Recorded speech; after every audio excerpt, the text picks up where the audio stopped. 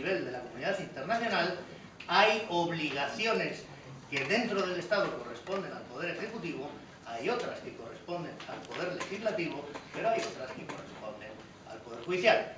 Y nos vamos enseguida a ver en qué situación estamos. Miren, de esos dos pactos que establecen dos catálogos distintos de derechos, los civiles y políticos, los económicos, sociales y culturales, hay sin embargo un artículo que es igual. Si se toman la molestia de ver el artículo 2, es igual en un pacto que en el otro. Y dice el contrato social global. Los Estados, para con sus ciudadanos, respecto de los derechos fundamentales, frente a la comunidad internacional, tienen dos deberes. Tienen que respetar y tienen que asegurar. Respetar significa que no sea el servidor público el que te secuestra, te tortura, te asesina, te deja sin casa o no le permite la escolarización a tu hijo. Asegurar significa que, sentado que el Estado es respetuoso, de todas maneras, la realidad nos enseña que hay también actores no estatales que violan los derechos humanos.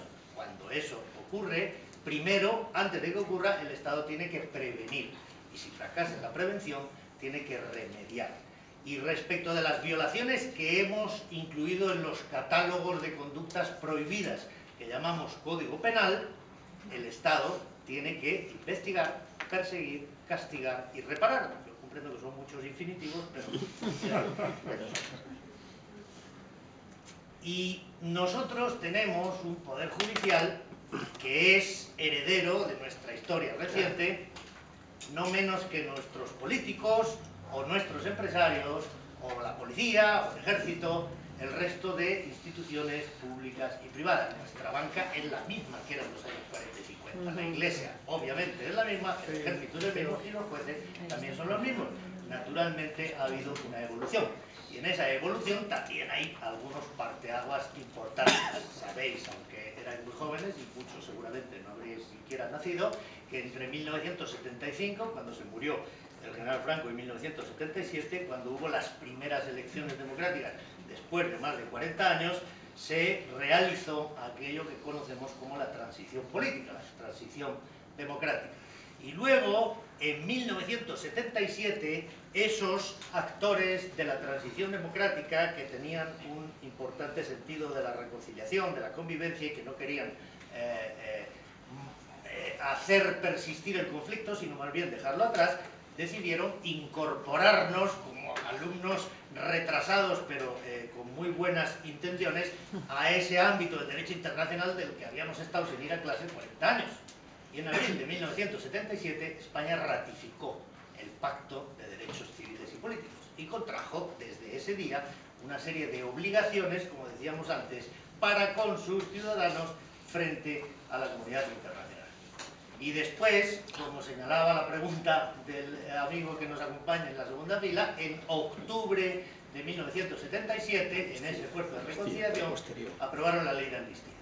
Y después, en diciembre de 1978, nos dimos una nueva Constitución, y digo nueva porque la que estaba vigente hasta ese momento, porque nadie había derogado válidamente, era la de 1931, no las 7 leyes fundamentales del Estado, que eran un accidente, y bueno, de ahí para adelante, esa historia más reciente, ustedes más o menos la conocen.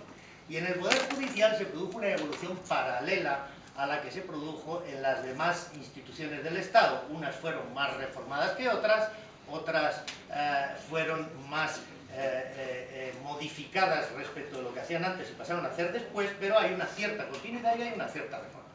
En 1980 se creó el primer Consejo General del Poder Judicial, que era el órgano de gobierno de un poder independiente de los 3 poderes del Estado.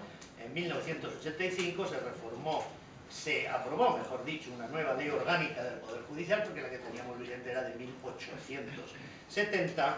Después pasaron muchas cosas que les ahorraré, pero hasta el día de hoy, creo yo, en materia judicial nosotros tenemos, me parece, como consecuencia de esa historia, 2 déficits. Un déficit de independencia y un déficit de incorporación al derecho interno español, o mejor dicho, de síntesis entre el derecho interno español y el derecho internacional vigente en España, normas obligatorias que nadie nos ha obligado a suscribir porque lo hemos hecho libre y voluntariamente. No tengo tiempo, naturalmente, de desarrollar todos esos ejemplos, pero hay una parte en la que creo nuestros tribunales no están funcionando muy bien, que es en lo que se refiere a la igualdad ante la ley. La desigualdad está en la calle. Hay señores muy ricos y otros muy pobres. Hay unos que son españoles y otros que no lo son. Hay unos que son muy famosos y otros que no lo son. Hay unos que son políticos y otros que no lo son. Esa es una diferencia natural en una sociedad plural. El deber de independencia de los jueces significa no que ellos tienen la prerrogativa de hacer lo que les da la gana sin rendir cuentas a nadie, como algunos parecen entender. Tal como yo lo entiendo, y creo que así es como hay que interpretar la Constitución, la independencia para el juez es un deber, para quien es un derecho es para el justiciable. Y el deber consiste en que esas desigualdades que están en la calle se quedan en la puerta del juzgado. Porque de puertas para adentro todos somos iguales ante la ley. Y eso no está funcionando muy bien. Es decir, hay muchas de las desigualdades que están en la calle que están, creo, lamentablemente traspasando las puertas de los juzgados. Pero yo me limito a soltar los problemas para que los podamos debatir según os vayan interesando. No hay más que hacer un balance de la alta delincuencia económica, aquella que es muy poderosa en la calle y que debería ser igual que cualquier otra en los tribunales, tomando en cuenta los grandes giros jurisprudenciales del Tribunal Supremo y el Tribunal Constitucional, para constatar que casi todos, los más importantes, algunos de los más importantes, tienen nombre propio. Cuando el Tribunal Supremo decidió modificar la doctrina de las escuchas telefónicas, era Rosendo Naseiro, tesorero del Partido Popular. Cuando ha dictado una sentencia muy notoria en materia de escuchas no telefónicas sino penitenciarias, pues era un caso en el que había inculpado a otro tesorero del Partido Popular. Pero es que cuando cambió la doctrina de la prescripción del Tribunal Supremo, el imputado era César Alierta. Pero cuando la cambió el Tribunal Constitucional, los imputados eran Alberto Cortina y Alberto Alcocer. Y cuando el Tribunal Supremo encontró que en procedimiento abreviado no se puede abrir juicio oral si no acusa el fiscal, el imputado era Emilio Botín. Claro, la lista es larguísima. Eso significa que algo no está funcionando bien, porque de tribunales adentro unos somos más iguales que otros. Bueno, eso se tiene que corregir. ¿Quién tiene que corregir que los tribunales actúen de manera independiente? El Consejo General del Poder Judicial, que es el gobierno de los jueces. El problema es que el gobierno de los jueces es elegido por el Congreso y por el Senado, y eso no está mal. Yo no creo que los jueces o los juristas que integran el Consejo General del Poder Judicial tengan que ser elegidos por las asociaciones judiciales, porque estas sí no tienen ninguna representatividad democrática. Lo que ocurre es que eligiéndolos el Parlamento los tiene que elegir tomándose en serio su trabajo, elegir a los mejores, a los que a lo largo de un dilatado ejercicio profesional han dado verdaderas muestras de independencia, porque esos son los que puedes poner a cuidar de la independencia, no todo lo contrario. El ejemplo, Estados Unidos, que tendrá muchas cosas malas, pero tiene algunas estupendas.